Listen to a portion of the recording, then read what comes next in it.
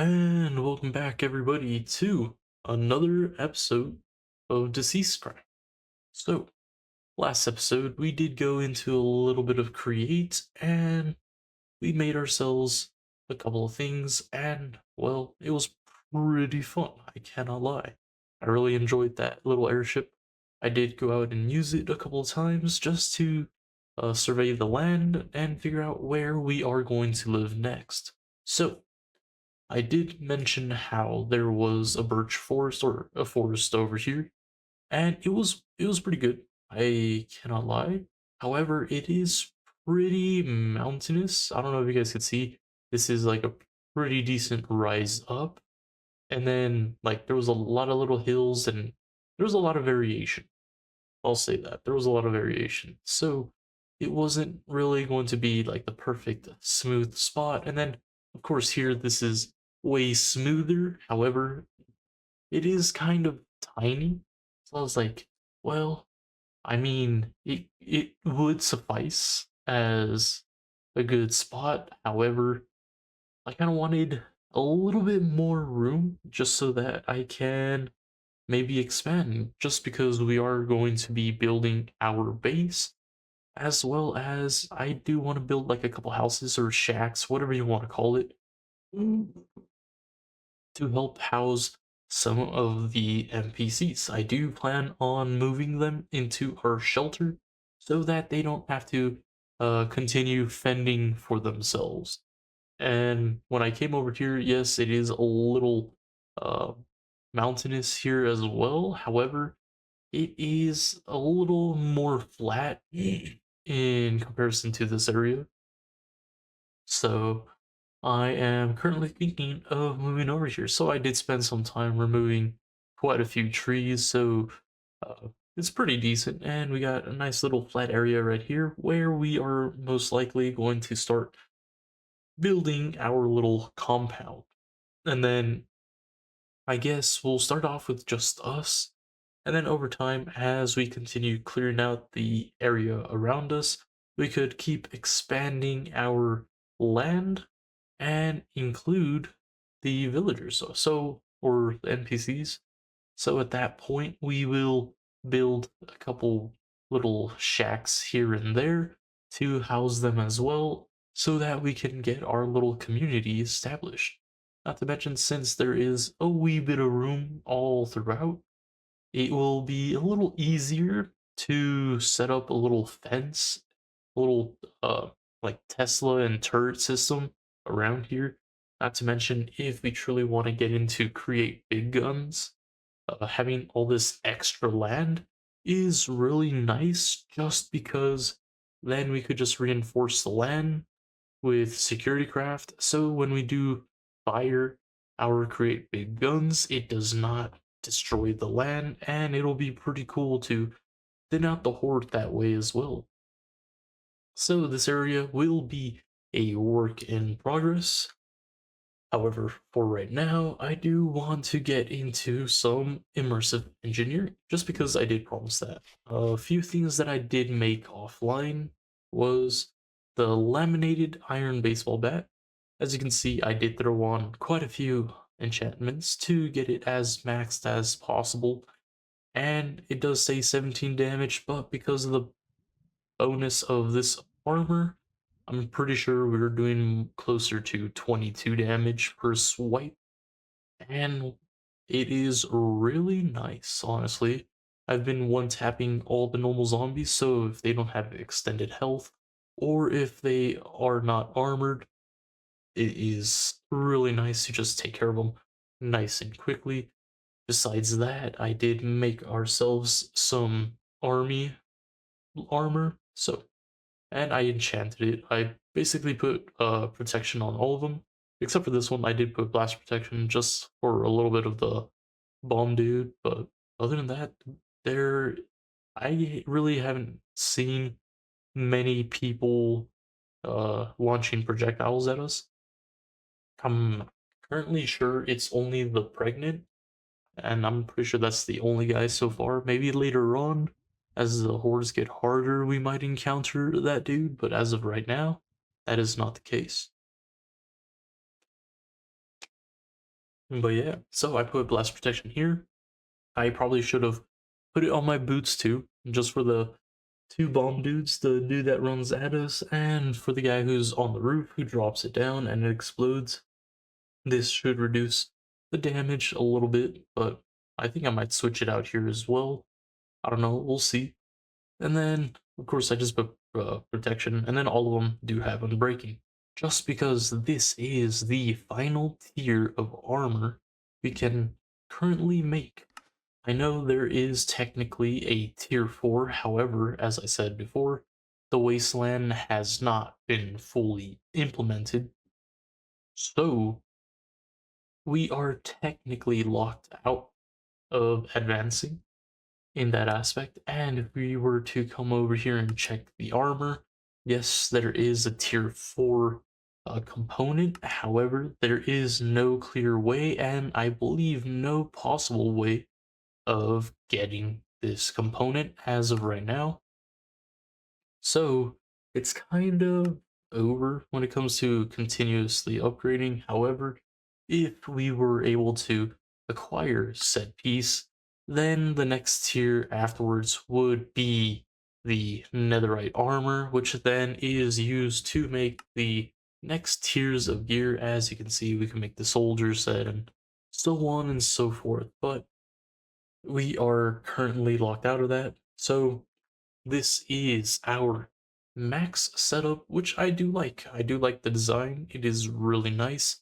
Kind of fits my character since I already have a built-in headset. It looks pretty cool. Looks like I'm actually on the mic getting ready to talk with somebody.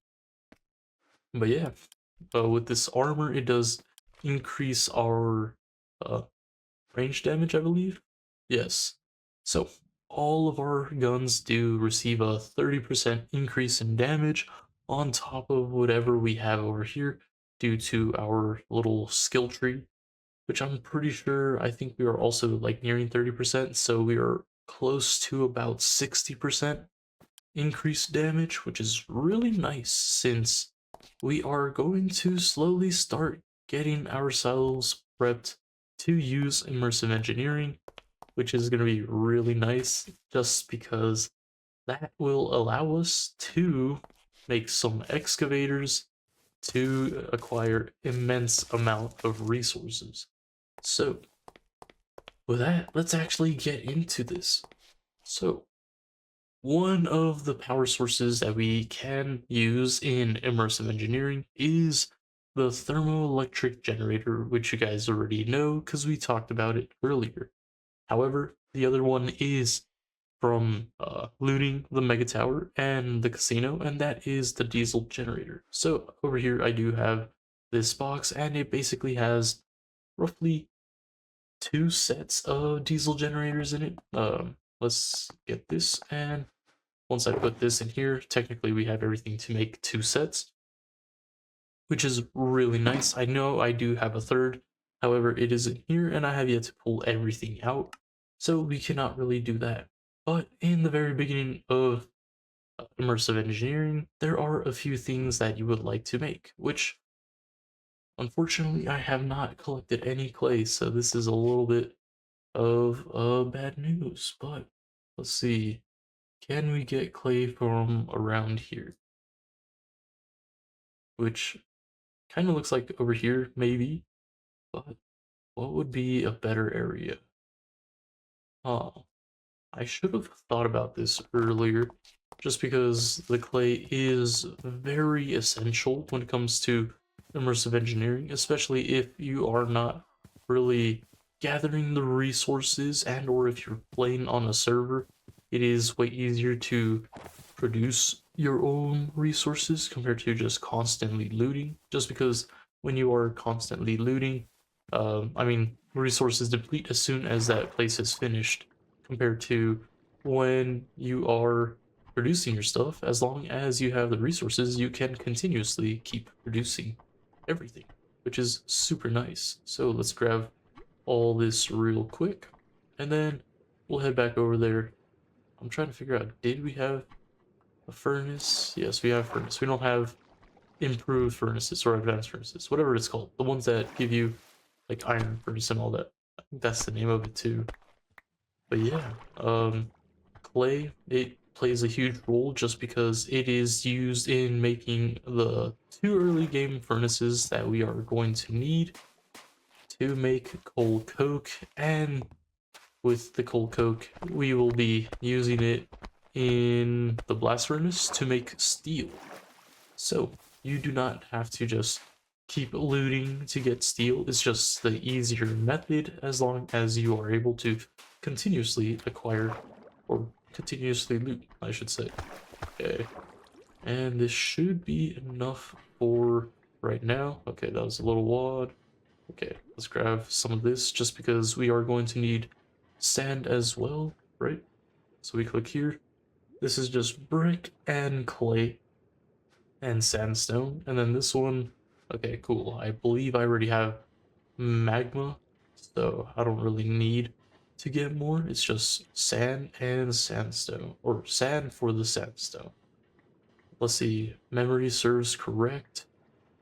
It's 4 per sandstone. We need, or each recipe produces 3 bricks, so we need 27. That's 9. 9 sandstone is at least 36 sand. Okay, let's just grab a stack. And just like that, that should be everything. We are about to be, or I believe we are still in springtime. It's just the late season or late part of spring. So I did switch out my crops to onions and carrots just because those guys are the spring fruits or veggies or foods, I guess. But as soon as we actually get into immersive engineering, we shouldn't need to worry about that anymore, just because we will have an automated way of producing any type of plant or vegetation. And that's going to be really nice and very essential, especially because we are going to need to make some biodiesel. Let's see, if I come over here and put bricks. So we do have another brick, that's decent at least, and let's make a couple more furnaces. Question is, do I have cobblestone? I got a bit. Let's make a couple of you guys. And this is gonna look ugly, but just for functionality, we'll do this. Grab this, spread it across 4, and let's do that. So just to be a little bit more time efficient. And then besides that, we are going to need some sandstone, so we'll get 9 pieces set. Clay is set. And yeah, once we get some of this, we should be able to make some full coke. As for this one, we are also going to need some bricks, but we are going to need to break down our nether brick. Oops, how do I forget the E? So we'll grab this, grab these, and do we have a knife? That is the question of the day. And we do not have cutting board. Okay, never mind. Looks like we do have to make both. No, I think we could use our pickaxe. We just need a cutting board. As for why we need a cutting board, that is because the cutting board, or Farmer's Delight, does allow us to break down blocks into its basic components, as well as break down different foods into different pieces. So if you were to put pork chops and break it down with a knife, then you'd get bacon. And then, of course, with meat, you'd get patties. So that's other ways of using it. However, the way we are going to be using it is to break down the brick back in, or to break down the brick block into bricks. Oh my god, I love the hiccups, just came in out of nowhere. So we just right click the block onto the cutting board and then right click it again with our pickaxe, and just like that, boom, we get our little brick pieces, which it's nice just because that's what the recipe requires. So we toss this back in, clear that, and okay, cool. This has made quite a bit in this short period of time. That's nice. Let's toss it in and get some more clay, because I believe we are probably going to need a wee bit more cooking. So let's do this.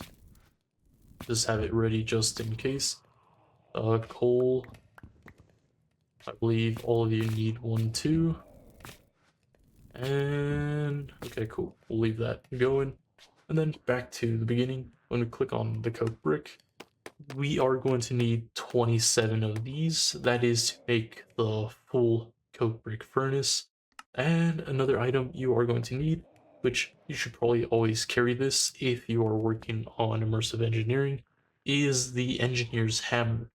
This item allows multi-blocks to be properly connected and basically enable them. On top of that, if you are using conveyor belts, this is how you can modify them to change the direction, and if they are going up and down, then it's very essential. It's very essential. It does a little bit of everything for the mod. I don't know if you guys remember, it helps configure stuff too. We could flatten things with it or make plates with it. It does a little bit of everything. It's very necessary. Okay, and let's see. Let's get a few more. I just want to be able to make both of them at the same time. Okay, toss this in here. And then when we click on the blast brick, we should be able to make all these as well. Okay, just making sure I don't overcraft. And just like that, we now have 27 as well, which is exact numbers we need. And I guess I'll just put it outside right here, just because it doesn't really matter what we do with it. Okay, boom, you're gone. Sweet, that's all we need to do. And we'll put in here. I think it's a little nicer. Let's see, I don't have any torches, unfortunately, so couldn't be too dark. But all you have to do is basically place this down. It's a 3x3x3, and it's all filled in, so nothing complicated about this. However, if you are stuck, I'm pretty sure, let's see, at immersive, I believe it's like before, where you could click on the structures over here. And yeah, it literally shows you all the things needed for said multi-block. Doesn't really show you the full extent. You can't really move it around to see how it's all placed, but that can easily be done using the little engineer's book. So let's actually get this placed down and started, and then we'll make the book and take a quick look at some of the other stuff. So when you do put your 3x3 down, okay, let me get this torch out just so you guys can see real quick. Yeah. So once you have your 3x3, all you have to do is right click the center of one of the faces to turn it into the oven. So when we click here, just like that, we have the cold coke or the coke oven. And then if we right click here, just like that, we have the crude blast brick furnace, which it is crude just because it is the first step, which means it can be a little hard to issue. It's hard to use, I guess. Let's come back over here and toss this in. I'm basically just showing you guys like the initial steps in how to produce steel, just so that if you guys wanted to do this way earlier in a Let's Play, you guys can. When I do start this series back up, when the full version releases, we will be doing hardcore, and this is probably going to be something I set up way ahead in advance. But yeah, for the coke oven, all you have to do is throw some coal in there, and over time, it'll slowly melt down and turn itself into coal coke. And on top of it being turned into coal coke, it'll also produce a bucket of creosote oil, which creosote oil is also another thing that does play a little bit of a factor in this game. But yeah, it does take quite a while. I'm not sure if this game tells us how long it truly takes. Let's see. Oh, that's cool. You could put a block of coal and it will return you a block of coal coke. That's pretty nice. And it produces. Wait, does it produce less creosote oil? Let's see. 9 times 5 would be 45. This is 5,000. Each one of these. Okay, yeah. Wait a minute. Oh, that's a new recipe. If I'm looking correctly, 16 coal produces 1 coal coke. That's a huge increase. You're lying, right? You know what? This makes it a little harder than I initially thought to produce your own steel. What? So, is it cheaper? Because you do, to get 9 pieces, it'd be 16 times 9. That's what, like 154? 144? What? Yeah, I think it's 144 coal. Over here, you put 2 blocks of coal and you get 1 coal code. Yeah, this is a way cheaper recipe. So it looks like you guys should make yourselves some blocks of coal, toss it in here, and you'll be able to get your coal coke. Jeez, yeah, let's not waste our coal because that is quite expensive. That is more expensive than I initially thought. Okay, oh, that's way more coal than I initially thought I had. So let's toss that in here, and we'll toss this over here, and we will just skip ahead. But yeah, as you saw, you just throw this in here, it'll convert it, get some creosote oil. Cool. Reason why creosote oil is a little important in this mod pack is because some of these workstations will need to be made with treated wood. The only way to get treated wood is to combine some creosote oil with some wood or any type of planks in this format, and you will get yourself treated wood. Of course, if you go looting, you could always get some from storage, which is why we have quite a bit, and we will be utilizing.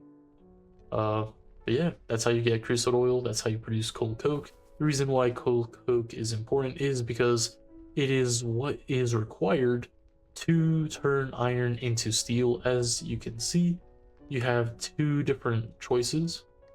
Or here's all the fuel choices you have. You could put, oh, charcoal. Interesting. I didn't know we could do charcoal.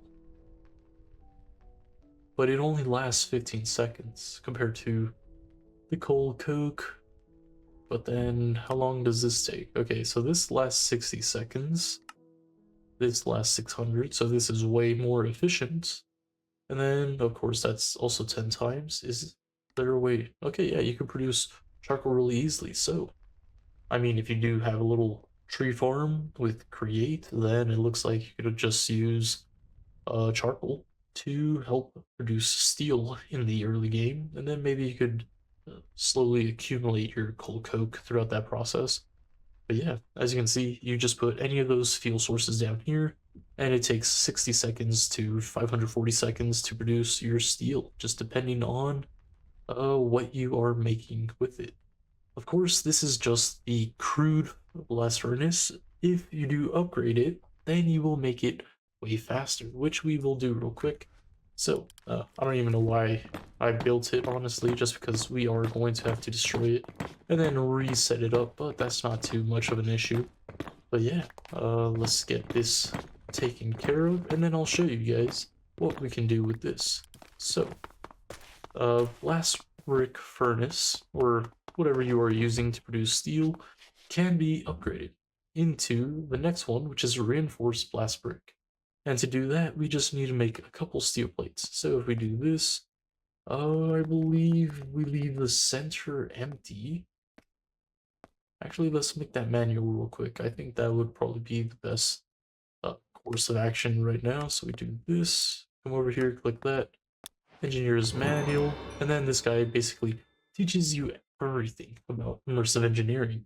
So if we come over here to furnaces, we should be able to see the improved blast furnace. Click on this, and then it gives you like an idea of what it does.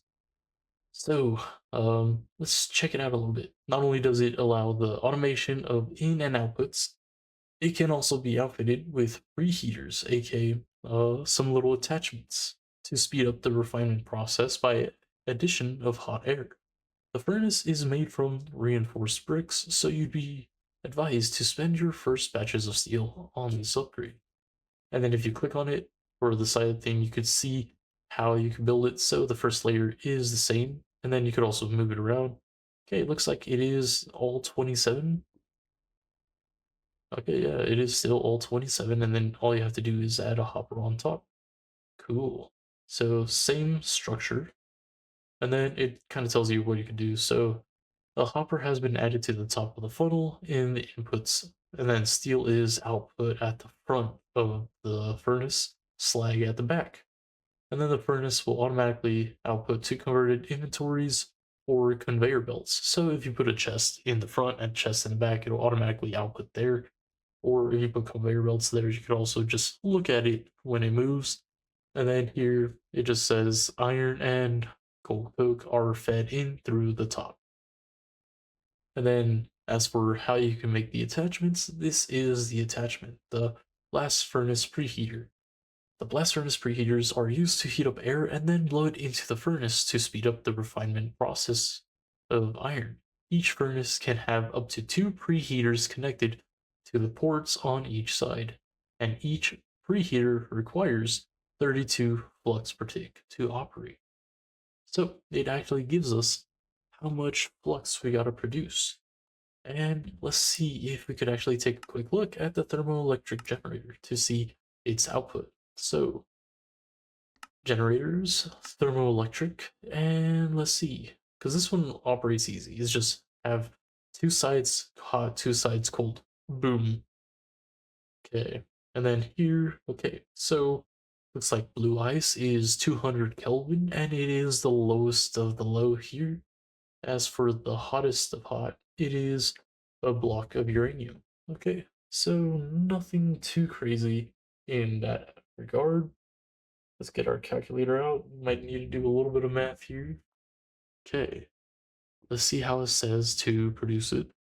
Thermoelectric generators are another power option.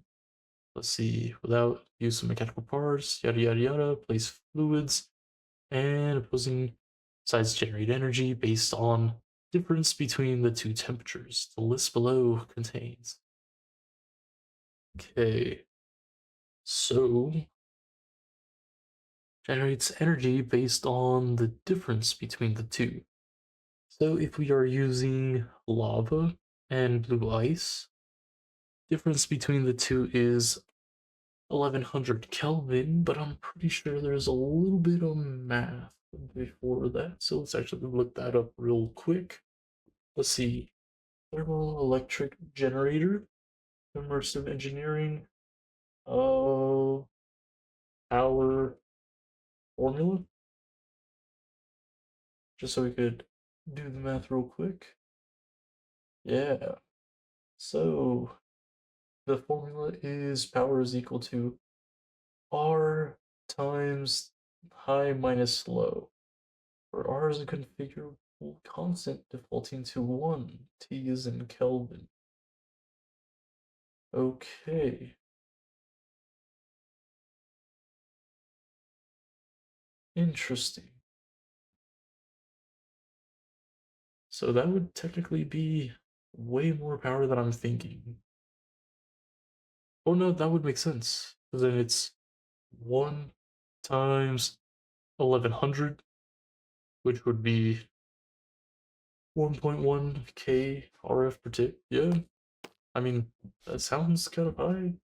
I think it might be, but we will leave it as is.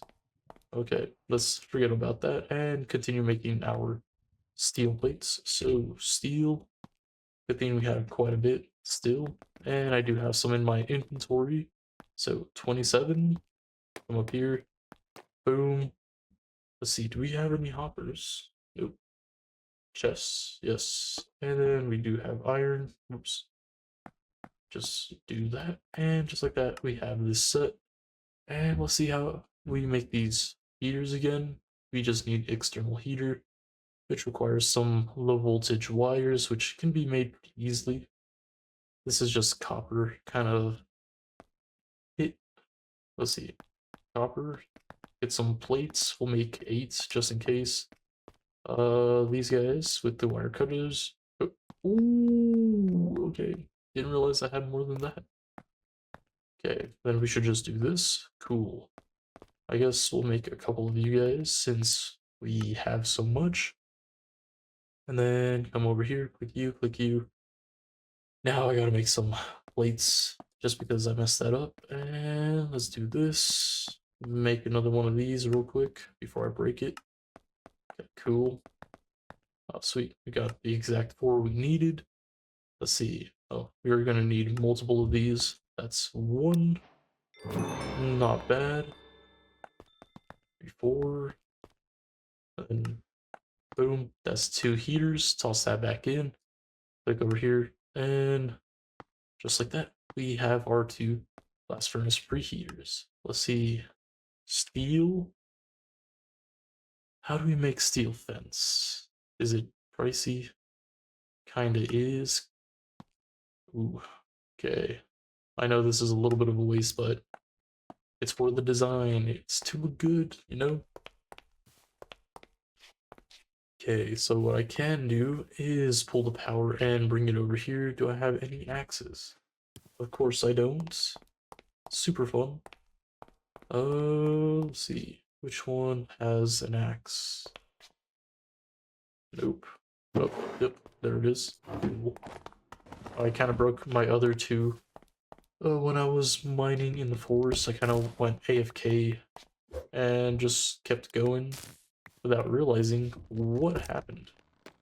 And just like that, that's broken down. We will be able to put our little thing right here. I'm trying to find a way to like configure this so that I can pull power and send it this way. So accumulator is fully charged. We don't really want to pull from that. We are going to need some connectors. Let's see, do we have connectors? No. Relays, do we have free relays? Yes, we have low voltage relays, that's nice. And clay. This is going to be the annoying part, because we are going to need to cook up some clay, actually. So let's actually move this out of the way. Cool. So we have relays, we have wire. I mean, we could insulate the wire, I'm pretty sure. Let's see. Yeah, really easily. This is so that you don't take any damage if you walk into the wire. However, you don't need to insulate it if you don't really want to. So, let's see. Connectors, I'm pretty sure requires 4 per connector. I mean, no, you get 4 connectors, but do you need 4 terracotta? Let's see. Right here. Yep, it's 4 and then 3 copper. To make the relay, it's just 1 of each. Sweet. So then we can just do a little something like this. Boom. You should be able to tap into the power using this guy, and let's move all this up here. Sweet. Nice. Okay. Good thing I did this with a little bit of time. And let's set up our steel fences. So we'll just do something simple like this, and then bring it over here. Okay. And this should work. Perfect. Let's put the relays at the very top, and perfect. I know this is gonna look very ugly, however, if I had more steel, it would look a little nicer. But for right now, this is gonna be what we're working with. So here, facing side, we turn this to output. We put a LV connector here, and then from this, we can actually run this wire over here. Now this is sending power across to this one, and as soon as that achievement disappears, we should be able to... Okay, it doesn't really say it's sending power just yet, but if we connect it over here, power is now being transmitted over here, and then from here, we could actually connect it to our furnaces. So let's actually come back over here and get some torches, just so you guys can see. And yeah, this should be like a very basic setup for the... Oh crap, we need to empty this out for the blast furnace. So let's get a little bit of room on the side. I think this is probably a good spot right here. Let's see. 1, 2, 3. We have 2 blocks empty. 12 blocks that way. Okay, cool. I guess we could give it a little bit of room for the slag as well. And okay, let's just get this build real quick so you guys can see how this looks when it is all configured. So we do this, dauber right there, and then we just right click it right here in the front. Boom. Now we have our blast brick furnace. As you can see, we do have 4 little areas. This is the back, or should be the back, I should say. You can open it like normal. I wonder how they did this. It looks so nice. But yeah, so right here, this is technically the output. So this is how we will get the steel. And then on the sides is how you connect these little heaters. So you just shift right click, that should work. Perfect. And just like that, you now have your little heaters set. You have your furnace done. Now you just need to throw in your coal and your iron, and then boom. So how can we get this to work? Well, you need to power this. To do so, a lot of the immersive engineering machines will have these little dots on them. These orange dots are usually where you want to plug in or connect it with any form of power transportation. So if you're using any other mod, like energy pipes, you put the pipe here. If you're using, I don't know, like power, you put the power cable right here. But here in immersive engineering, we put our connectors to actually provide it some power. And then the machines will have like the blue dots. That's usually like output and or where power is. Uh, orange dots, yes, that's usually output and whatnot. Blue dots is input. I don't know. I'll explain it as we go. But yeah, we just come over here. Let's see. Can we reach it? Ugh. Nope, we can't. So, okay, never mind. Yeah, you just right click here with any wire and then right click here.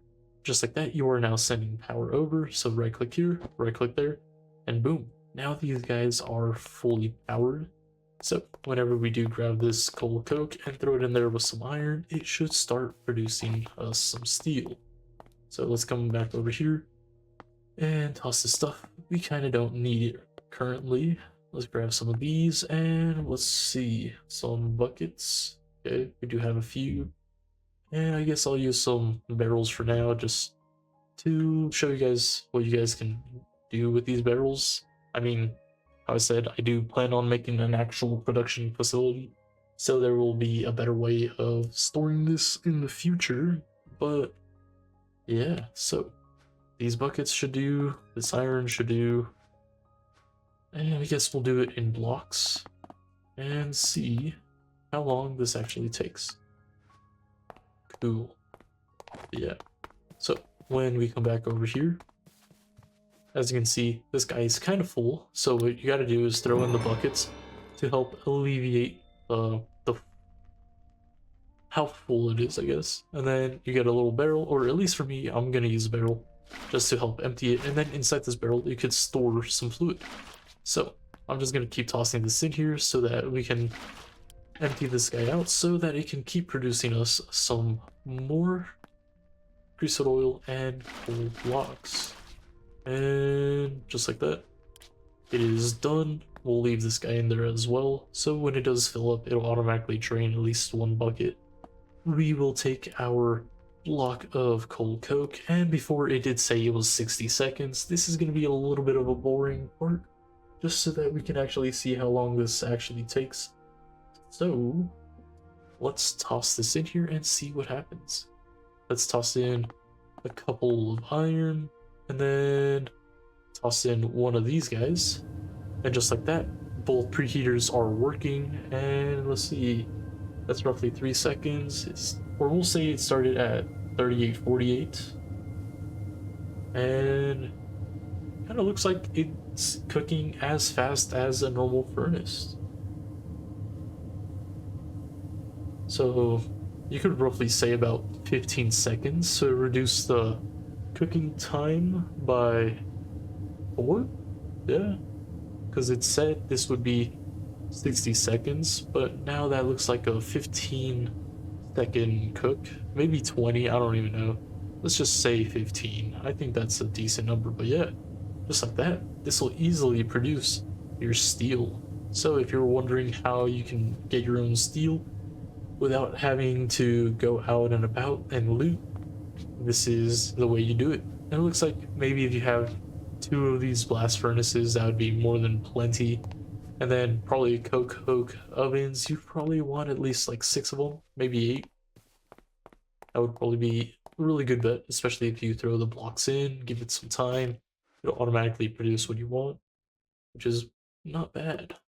I mean, the resources needed to produce the coke ovens are relatively cheap. It's just, what is it, clay and sand? And then you get these guys, so really cheap, really easy. Set up 6 to maybe 10 of them. I don't know. However much you need for your steel desires. Okay, that was a little weird. I'm a little redacted.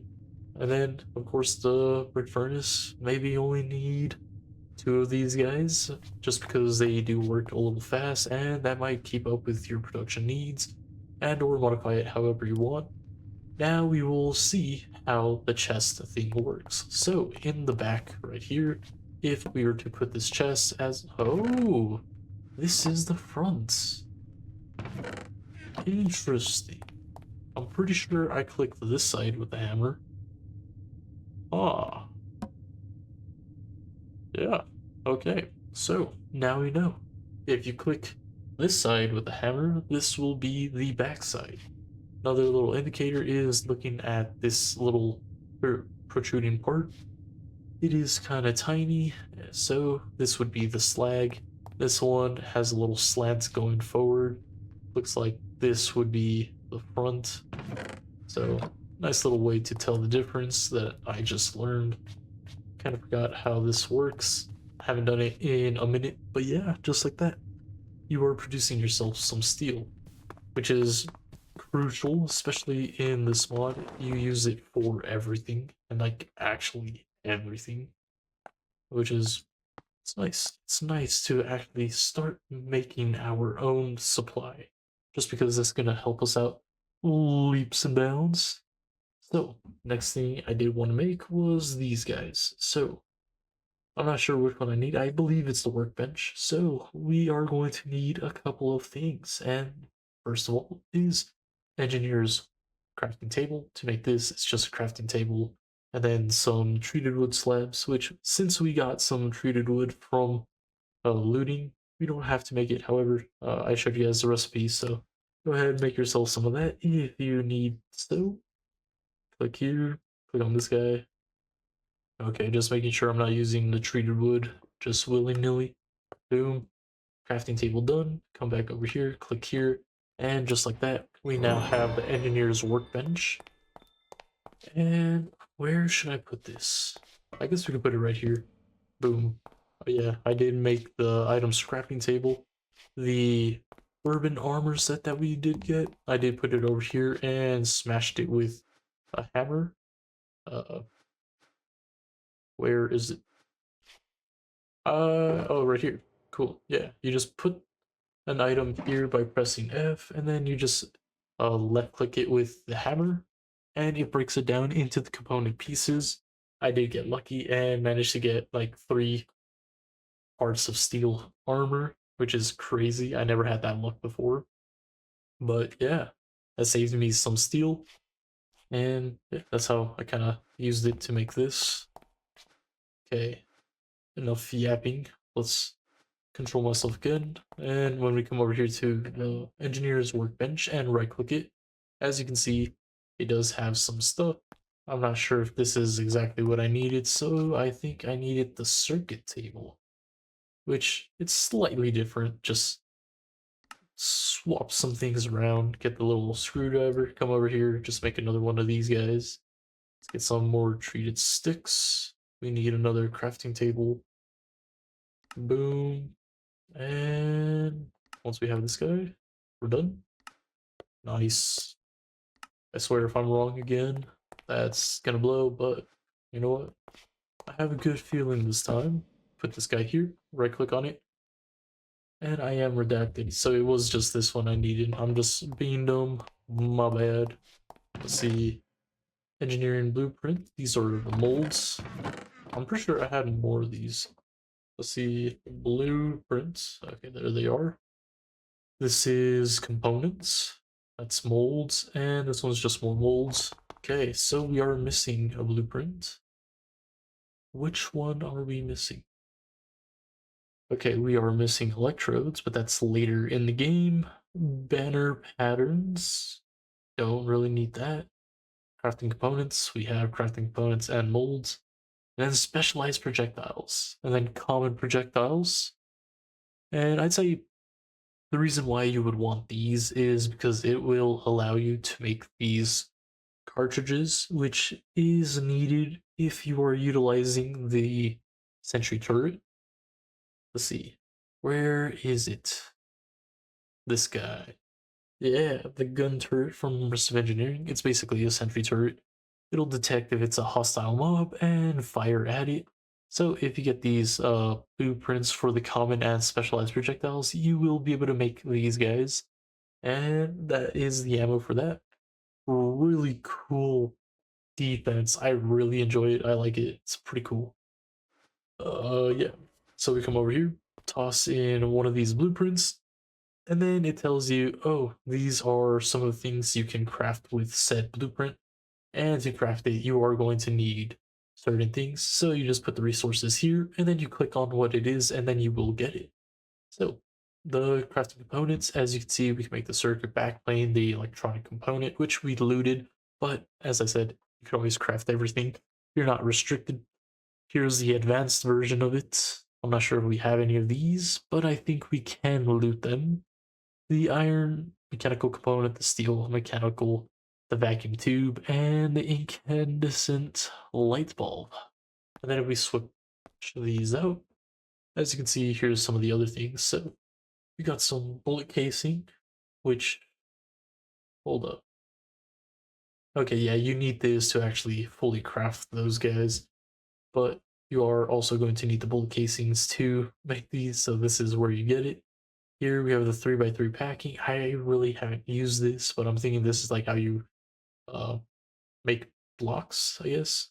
And then the mold plates. So instead of using the engineering hammer every single time to make a plate, this is a way you can automate it. Just throw it in a chest, have this run, boom. Same thing here with the rods, with the wire. And then it looks like unpacking, so that stuff. But yeah, you can always use it to do those things, make some gears, whatever you need it for. And for this episode, there are two things that I would like to make before we wrap it up.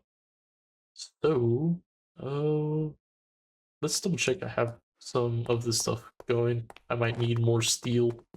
Not gonna lie, I thought I had enough, but we will see. So let's drain this a bit, just so this can keep going. Oh, it's full. Genius.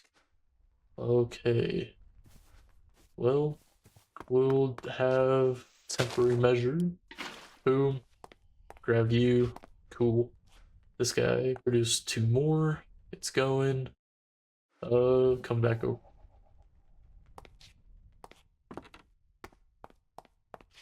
Huh?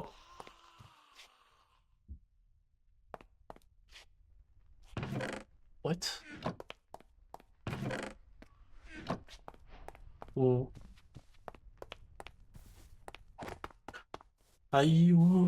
okay. I did not destroy that. Looks like something destroyed it, which is insane. Like, why and how? What? That I'm truly blown away. Like, what? Since when? And how? Did did the water leak break it? Or did a zombie break it? I'm gonna have to check that out. What? Okay. Well, I'm just gonna do this. I'm only doing this just because this is faster. Of course I could do the iron blocks and that might be less time. However, I don't know. Maybe I need a piece right now and I don't need it in like 2 minutes, so we'll let this run like that. Interesting. I don't know how that happened.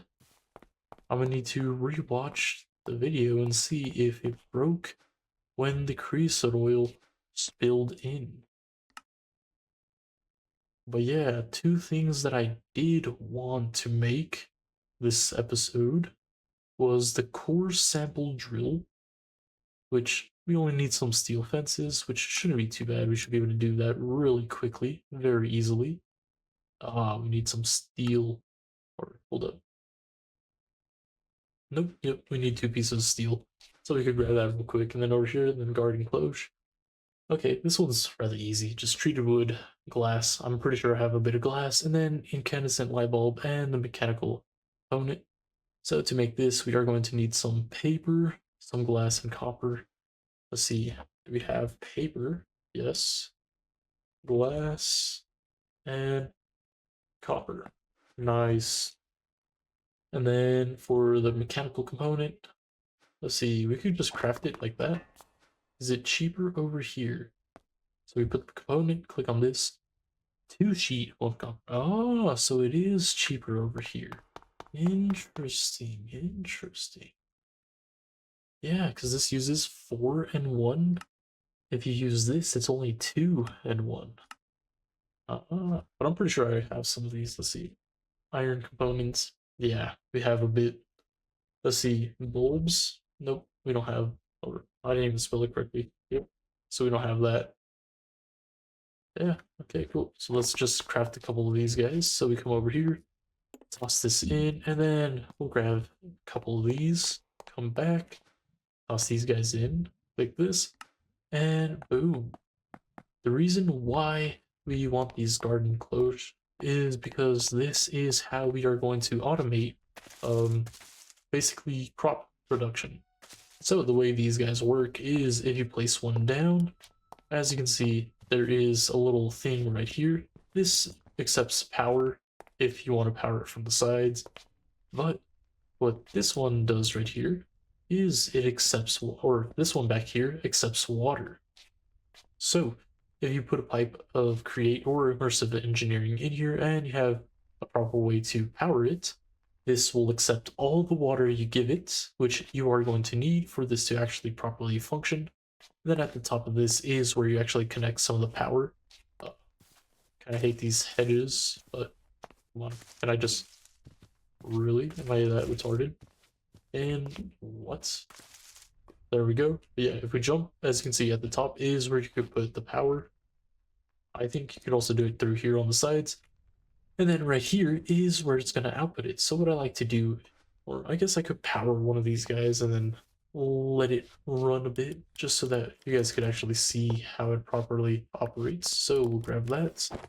Let's grab some wire, grab a connector. So LV, grab the connector. Where is insulated wire? Okay, I guess we don't have any, so this one will just be normal wire.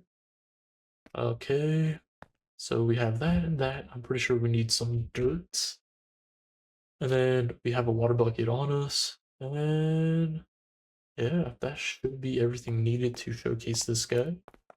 So we'll put him right here. So kind of close to this dirt block. You're going to be used real quick. And then at the top, we put this connector.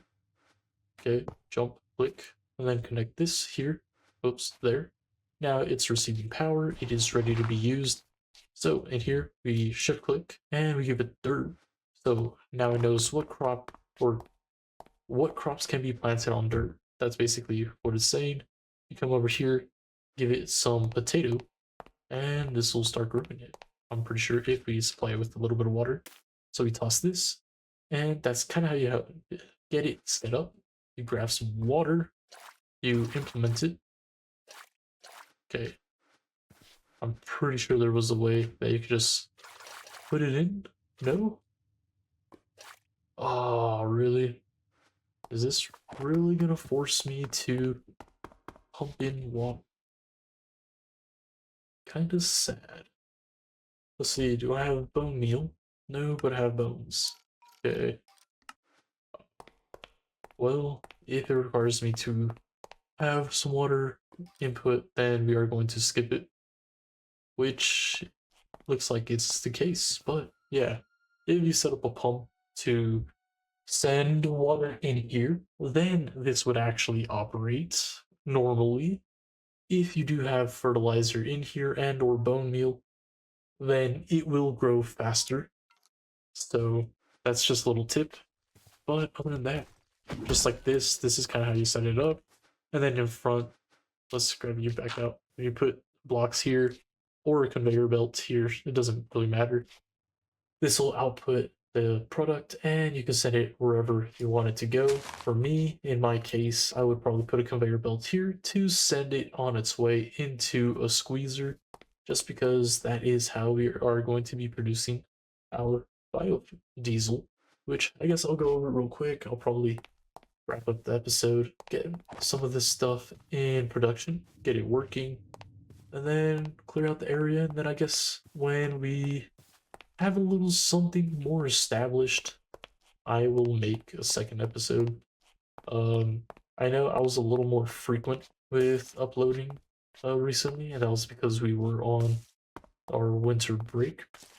However, school is starting back up pretty soon, or I guess school started up, so I may be a little bit slower when it comes to uploading. I hope you guys can understand that, just because I don't know what to expect in my engineering classes and if it's going to be draining me or if I will be able to pull it off and continue like normal. But yeah, this is basically how we can set up our coal coke production, our steel production, a little ways of getting it set up, how we could send power around using the immersive engineering wires and connectors as opposed to using energy pipes everywhere. Honestly, I really like this design a whole lot more just because it mimics a life better. A little bit better, especially with these wires. But yeah, let's see if we could get that other thing made, and then I think it'll be a pretty good spot to wrap this up. So I am going to swap out this garden cloche with this little battery right here, or the MV accumulator. I call it the battery just because you can store power in it. Let's get this connected. Sweet. The reason why we are going to want that charged is because it will be helping us in regards to looking for ore. Come back over here, grab us our iron, or our steel, I should say, now that it's been tempered with a bit of coal coke. And let's toss this guy in here, toss the cloches in, and basically everything else. Come over here, click on the core sample drill, make a couple fences, and we only need one of these guys. And the reason why we want this guy is because this guy will test the land for ore. If we come back over here to our engineer's manual and right click on it, let's come back over here. Okay, where would it be? Simple machines. And nope, not here. Heavy machines. Nope. Okay, tools. No. Where's the sample drill? It says mining drill. Nope, that's not it. Am I blind? I know I am, but what? Ores. Okay. Well, I guess we'll look over mineral deposits real quick. But yes, this little sample drill that we have in our inventory allows us to test the chunks for mineral deposits.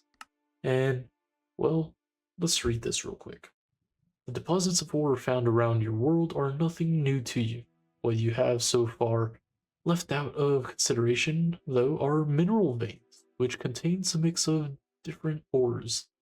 Due to their wide and thin spread, the average miner can't find them, but a special machine might be able to assist with that. And then here, you can make the mineral survey tools. However, this stuff, I've never really understood how this works. I tried it a few times, didn't really work. I don't know if that's blocked in this mod. However, you can use this one, the core sample drill, and then after narrowing down the type and position of the vein, use the core sample drill to get a precise read on what veins are found at an exact position. Supply the machine with power and right-click it, or use redstone to activate it. The drill consumes 40 flux per tick, to then extract core sample at its location, which derives detailed information on the mineral vein. So this is what we are going to use, and then it technically shows us how much and what type of ores are available. So we can actually place a sample whenever we mine it onto the ground, and it lets us read the information. Let's see. And these are some of the deposits. So here we have the amethyst crevasse, and as you can see, this is the layout of it, which is pretty cool just because calcite can be annoying to mine if you're not using like a biome changer or something that adds a ton of biomes like regions unexplored or the biomes we've gone or biomes of plenty. That stuff adds different surface rules to add a ton more calcite as to oppose where in normal Minecraft you only get it from the geodes. So this is a really good way of getting the stuff because this will automatically be mined up, and as you can see it tells you like, oh, this usually consists of these percentages. And then some of the other stuff, if you're not getting the 3 that it's mainly about, these are the other things that you will be acquiring from the mine, which is pretty nice because you can just go through it and ooh, I don't remember seeing this, but this looks pretty nice. Get some black stone, get a ton of ancient debris. That's not bad. That's not bad. And then we got this one. So it looks like a lot of copper, a bit of gold, which is decent. And then how I said, there is a barrel mine, which you could get a ton of emerald. So as we already looked over a while back, 1 emerald does produce 9 buckaroonies. So if you're just trying to buy ammo nonstop from these traders, this little deposit is probably the way to go, which I think we might do a little mix of this and getting our own raw resources. Do a little bit of both. But here you do have a little coal vein, which can give you quite a lot of coal and a bit of sulfur, which sulfur is what we do need to produce gunpowder so that we can have an infinite source. So this is one of the ways of doing it, just collecting a ton of coal and collecting a ton of sulfur at the same time, which honestly, I'd only want this mine for coal so that we can continue to produce steel. And then we have this one, chalcopyrite, which I don't think this is the one I want. The one I really want is the galena vein. Let's see. Yes, this one. So the galena vein is how we can get a ton of lead, which is usually the bullet tip for tons of the ammo types. I think it's only the special types that are kind of left out of utilizing lead as the bullet tip. But here, as you can see, if we could get one of these deposits set up or found, then we'd be able to extract some power or extract a ton of resources from it. So let's come over here and take another look. I probably think this is probably another solid one, the laterite. Aluminum can be pretty useful in this mod, and we also get some iron, which is pretty cool. Okay, there's this one, nickel and iron. But yeah, as you can see, there's tons of these veins, and they all vary. So maybe later on we want to get into uranium or the special type weapons like sniper rifles. I believe those use uranium tipped rounds. Not to mention there is extreme reactors in this mod pack, so I'm pretty sure the yellorium is removed or the yellorium ore, and you actually have to use the uranium ore from immersive engineering to actually be able to power all that. So setting up one of these little setting up an excavator for this deposit is probably going to be the way if you want a reactor powered system. This is probably going to be your go-to. So it doesn't really say what this does or how much. I mean, it kind of gave us a brief description. Yeah, I think this thing has charged up enough so I can actually stop rambling. Only 2K. What? Okay, this is at 6. Okay, so it looks like we are utilizing a ton of power, but this guy stopped. Oh, okay, never mind. It's just charging really slowly. and is draining from here. Oh well. It's good enough for us right now, so we'll mine this up, and then I'll show you guys how we can use it. So, if you press F3G, it usually opens up the chunk grid. If you're playing on laptop, sometimes you also have to press FN and then F3G. So this is just little ways of testing this out. And if we are going to set up an excavator, you kind of want a little bit of open area, and it really helps when you do have a ton of land. That's why I kind of wanted this area, just because it is pretty open and relatively flat, so that'll help me set up the actual system. But yeah, all you have to do is put down the core sample drill, provide it with some power, which kind of need to configure this to output right here on the side. And then if I place it down like that, it automatically charges this. We will mine this because I believe this should be able to run off one full charge. Let's see. It's going, it's going, it's going.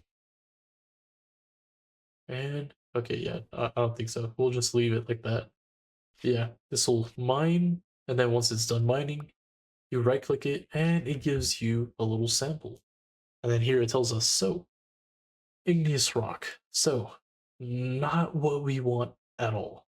And then it tells you where in the world you took it at, and then it tells you how much ores you can yield from it. So this is a 1.4 million yield. However, this is igneous rock. As you can see, this is not what we wanted. So what we can do is mine this up and run somewhere else. You are going to want to go at least like 3 chunks, just because it looks like this is the chunk where that mineral vein is. And then the surrounding chunks will have a little bit of the mineral vein.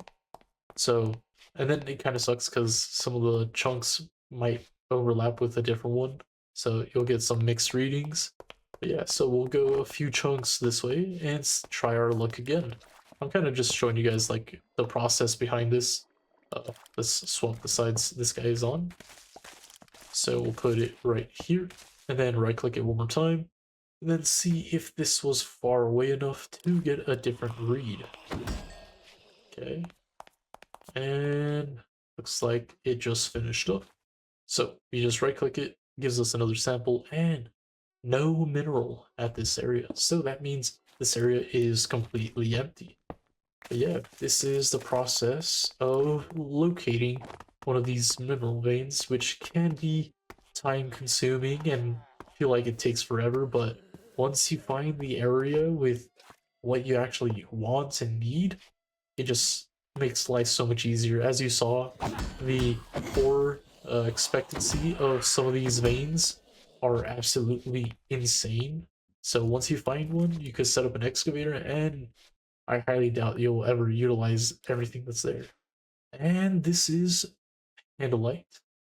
This is 83% saturation at 1.4 million ores. So at, let's see, let's pick this back up. 100% Candlelight, saturation 83%. So about 83% of that 1.4 million is going to be this ore. And since it does say 100% Candlelight, I believe this is the main vein. However, if you are uncertain, because like if we tested it here, it might have said like 30% Pendolite or something of the sort. That means this is like the edge of the vein, so there's a lot less. So if you really wanted to verify if this was like the main spot or not, what you can do is leave this here, mark it as like, okay, this is the highest number, move this core sample drill over here, run it again, see if it gives you a higher number. If it doesn't, then you already mark this, so you know this is the main. You could always come to this side, that chunk, you know?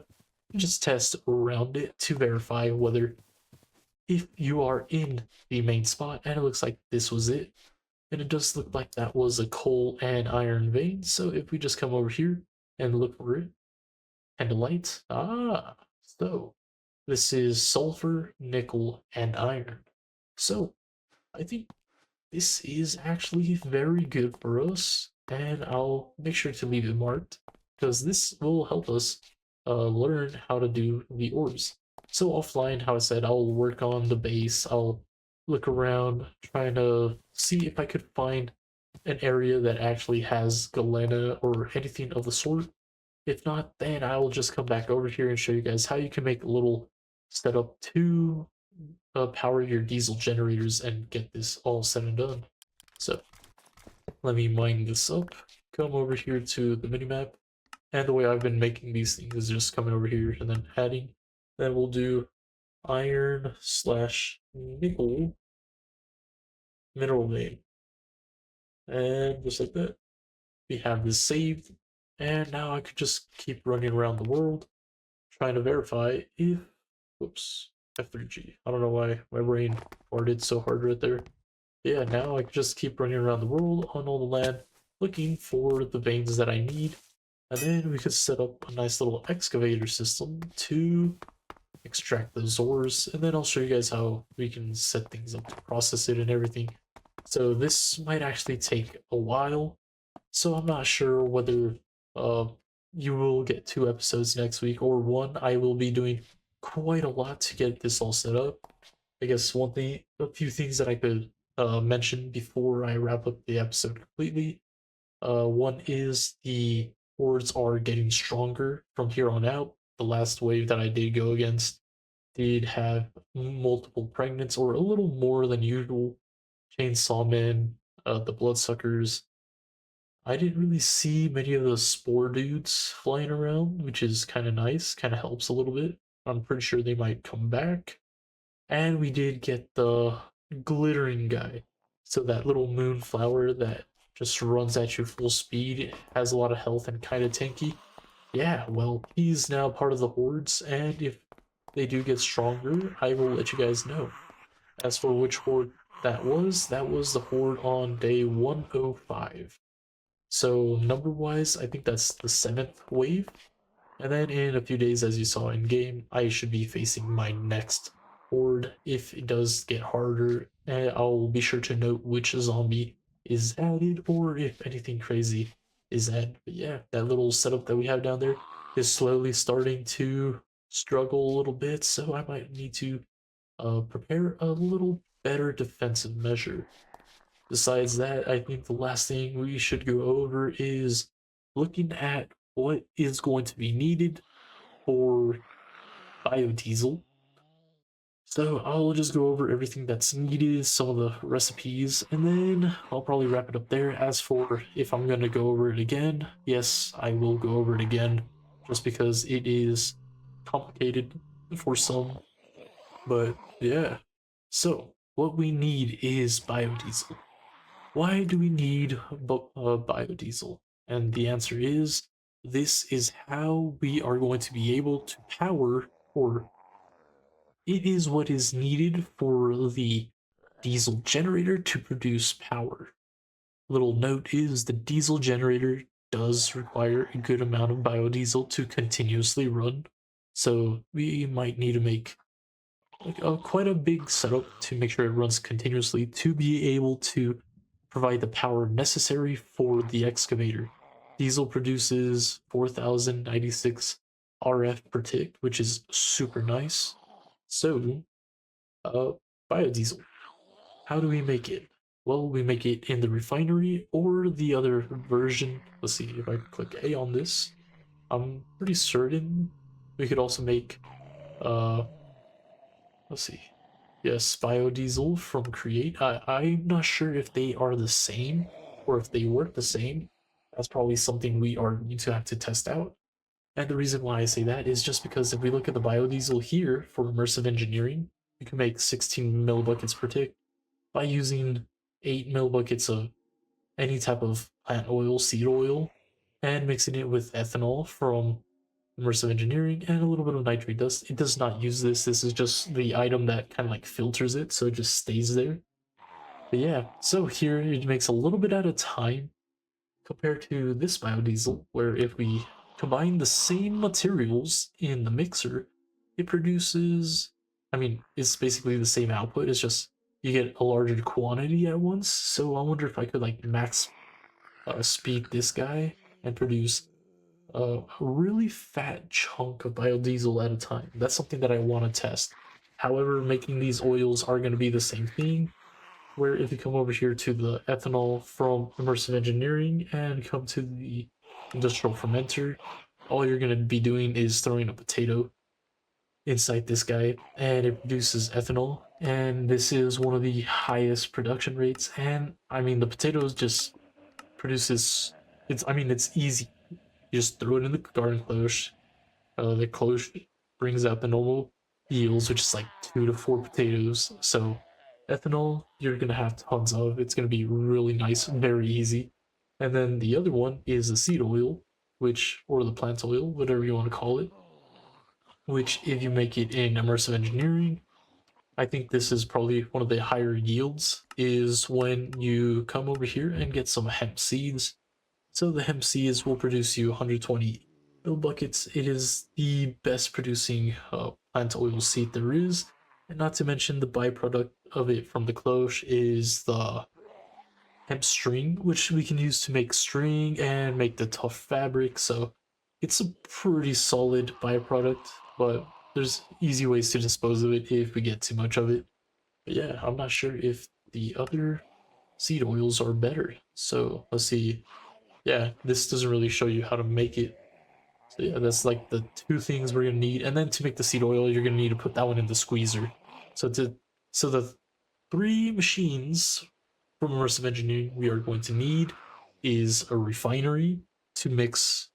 We're gonna need a squeezer to get seed oil, and then we are going to need the fermenter to get ethanol. And then we're gonna need pipes to move these chemicals around and feed it into the diesel generator, and then to produce the plants necessary for those guys, we will be utilizing the garden cloches. And then to power these guys in the early stages before the diesel generator gets kicked up and starts working, we are going to be using the thermoelectric generators. So yeah, it's a wee bit of a setup that you gotta do, but once you got it done and got it working, it'll just run itself and you could just let it do its own thing. Especially in a pack like this where we can't really transmit power across long distances wirelessly, you are going to need to create a local network to be able to power your machines. And as I said, I will work on that. So the next episode, when you guys see me, it will most likely be when I have decided to fully invest into making an excavator and its little power grid.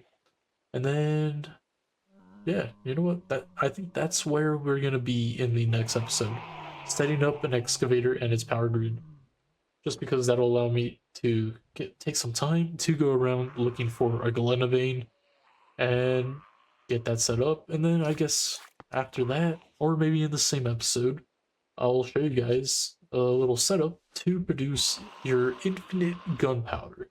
So then you'll have 2 resources that you are going to need for all your bullets. And then, of course, for bullet casings, you could always just use whatever bullet casing mold you have and some brass. However, I don't know about you guys, but I do save all my spent bullet shells, which is nice because then I could just keep reusing it. So honestly, you could always keep producing non-stop bullet shells, or you can save your spent casings and reuse them. And just like that, you technically have a little cycle of a way to get infinite ammo. So then, instead of using your melee all the time, you will be more free to use whatever you want at your disposal. But yeah, I think I'll wrap up the episode there and reiterate this one more time. School has started, so I might be less frequent when it comes to uploading. That is to be determined based on how much work I will have to do with my classes. So I will do my best. However, I cannot make any promises. I hope you guys can understand and are willing to be a little more patient if uh that is what happens. With that, guys, I hope you guys enjoyed today's episode. If you did, make sure to hit that like button. And if you guys have any series that you guys would like to see, since DeceasedCraft is coming to a close, let me know down in the comments. I am down to do another mod pack. Maybe we could continue DeceasedCraft until we hit a year in the game and see how our world will look at that point before we call it a quits. Hightail, I did upload a lot of videos. However, I'm kind of angry with the world I made. A lot of structures have been very messed up, and I rather wait a while before I give it another go. Not to say the game is bad. I really enjoy it. I love the combat system. I love the decoration and everything there is to it. It's just, yeah, the little structure generation for my world seems a little skewed, and I'll just wait a little bit, and then I guess we could give that another shot. But yeah, if it's not another mod pack, let me know what game you guys would like to see, whether it's Hytale, maybe a little Terraria, maybe it's another game. Just let me know, and I would be more than willing to give it a go. Could be pretty cool. But yeah, if you guys have any comments, questions, tips, tricks, advice, suggestions, or need uh, me to do anything to help you guys when it comes to your survival in your world in DeceasedCraft, let me know down in the comments, and maybe I'll do a video or do a little quick bit here or there explaining how you can do a certain setup. But yeah, if you guys are enjoying this series and or any of my other series, make sure to hit that subscribe button just so that you guys are notified whenever I do release the next episode. But yeah, with that guys, thank you guys for watching, and until next time, peace.